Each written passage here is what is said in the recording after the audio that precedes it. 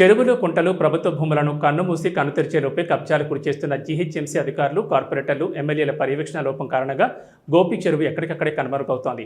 2017 నుండి ఈ చెరువును ఒక పక్క ప్రైవేట్ పాఠశాల యాజమాన్యం, మరోపక్క పాపిరెడ్డి కాలనీ ప్రజలు, మరోపక్క రాజకీయ నాయకుల అండదండలతో గోపి చెరువు కనుమరుగవుతున్న నేటి వరకు స్థానిక ఎమ్మెల్యే అరికపూడి గాంధీ తూతూ మంత్రంగా పరిపాలన వ్యవస్థ నడుస్తుంది తప్ప ఇక్కడ ఎంత అవినీతి జరిగినా నేటి వరకు పట్టించుకున్న పాపాన పోలేదని ప్రజలు దుమ్మెత్తిపోస్తున్నారు.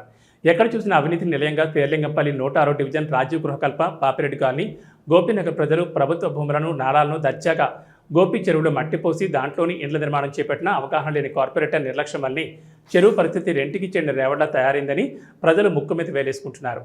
రాజీవ్ గృహకల్పలో ప్రమాదవశాత్తు అగ్ని ప్రమాదం జరిగిన అగ్నిమాపక వాహనం కూడా రాకుండా అక్రమ నిర్మాణాలు చేపట్టడంతో ప్రజలు బిక్కుబిక్కున అల్లాడిపోయే పరిస్థితులు దాపరించాయి. ఇలాంటి పరిస్థితుల్లో వ్యర్థాలు బాగా పడ్డంతో గోపి చెరువు నిండుకుండలా తలపించి లింగంపల్లి అండర్పాస్ రైల్వే బ్రిడ్జ్లో నీరు నిండిపోయి ప్రతిసారి వాహన రాకపోకలకు తీవ్ర ఇబ్బందులు కలుగుతున్నా అవగాహన లేని కార్పొరేటర్, జీహెచ్ఎంసీ సిబ్బంది, జోనల్ కమిషనర్, ఎమ్మెల్యే తమకేమీ పట్టినట్లుగా వ్యవహరించడంతో ఇక్కడి ప్రజలు ప్రభుత్వ భూములను ఆక్రమించుకుని గోపి చెరువులోకి వచ్చే నీటిపైన ఉన్న నాళాలపై అక్రమ కట్టడాలు నిర్మిస్తున్నారని తెలుస్తోంది.